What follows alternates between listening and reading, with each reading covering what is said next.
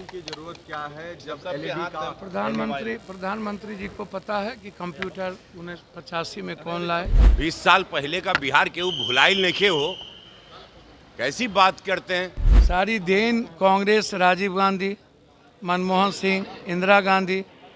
तो जब इस देश में कंप्यूटर से, सॉफ्टवेयर से लेकर बिजली तक राजीव जी की देन है, तो मेरे अंगने में तुम्हारा क्या काम है। आज जगमग है, नया भारत है, $5 ट्रिलियन की तरफ जा रहा है। बिहार 14 नवंबर के बाद ऐसी ऊंचाई में जाएगा। बिहार विधानसभा चुनाव को लेकर अब पप्पू यादव और रवि किशन के बीच जंग छिड़ गई है। देखिए, एक और जहां रवि किशन मोदी और सत्ता पक्ष की तारीफें करते नजर आए हैं, तो दूसरी ओर पप्पू यादव ने सीधे प्रधानमंत्री नरेंद्र मोदी को ही नासमझ कह दिया है। आखिर पप्पू यादव ने मोदी जी को नासमझ क्यों कहा है, बताएंगे सब कुछ इस रिपोर्ट में। नमस्कार, मैं हूं शालिनी सिंह और आप देख रहे हैं दर्श न्यूज। दरअसल रवि किशन और पप्पू यादव दोनों ही पटना पहुंचे थे, एयरपोर्ट पर मौजूद थे। इस दौरान मीडिया से बातचीत करते समय रवि किशन जहां एनडीए सरकार की 20 साल की उपलब्धियां गिनाने में लगे थे, तो दूसरी ओर पप्पू यादव ने सीधा मोदी जी को नासमझ कह दिया। देखिए, जब मीडिया ने पप्पू यादव से पूछा कि जब एलईडी है तो लालटेन की क्या जरूरत है, इस पर पप्पू यादव ने बिना देर किए कहा नासमझ। दोनों नेताओं के बयान आपको सुनाएंगे, लेकिन सबसे पहले आपको सुनाते हैं कि आखिर पप्पू यादव ने मोदी जी को नासमझ क्यों कहा है। लालटेन की जरूरत क्या है जब एलईडी का प्रधानमंत्री जी को पता है कि कंप्यूटर 1985 में कौन लाए।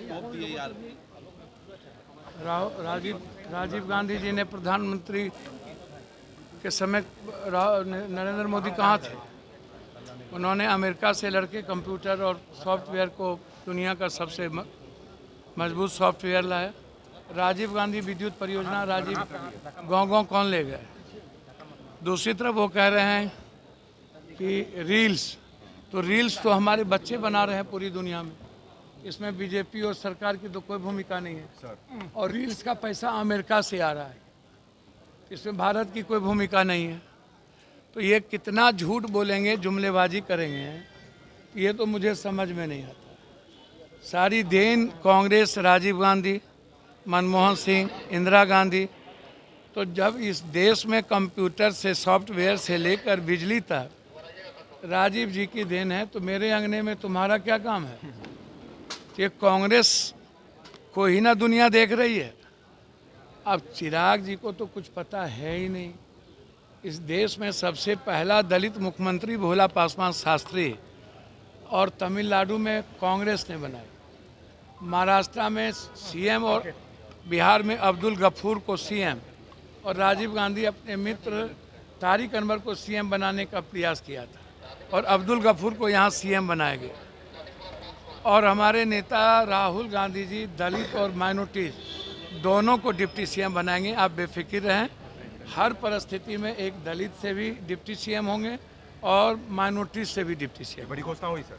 तो सुना आपने, अब आइए आपको रवि किशन ने क्या कुछ कहा है सुनाते हैं। तेजस्वी ने कहा कि सर बिहार को भ्रष्टाचार मुक्त बिहार बनाएंगे सरकार बनी तो।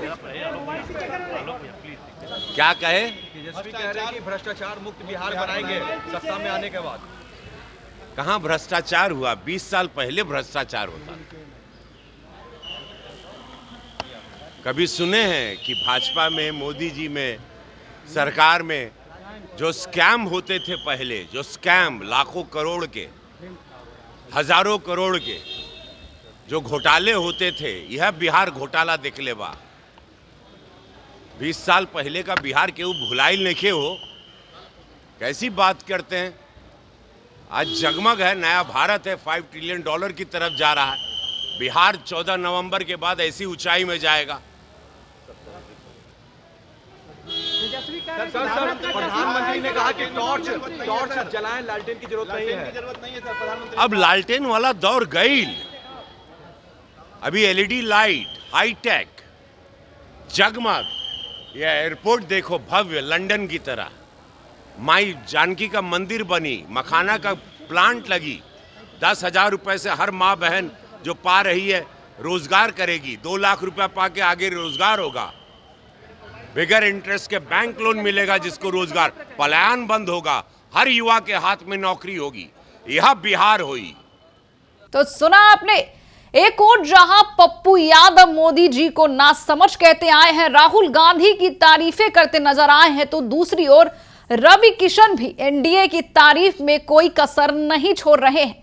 आपकी क्या राय है, हमें कमेंट बॉक्स में लिखकर जरूर बताएं कि क्या मोदी जी को नासमझ कहना सही था। बने रहे हमारे साथ और देखते रहे दर्श न्यूज।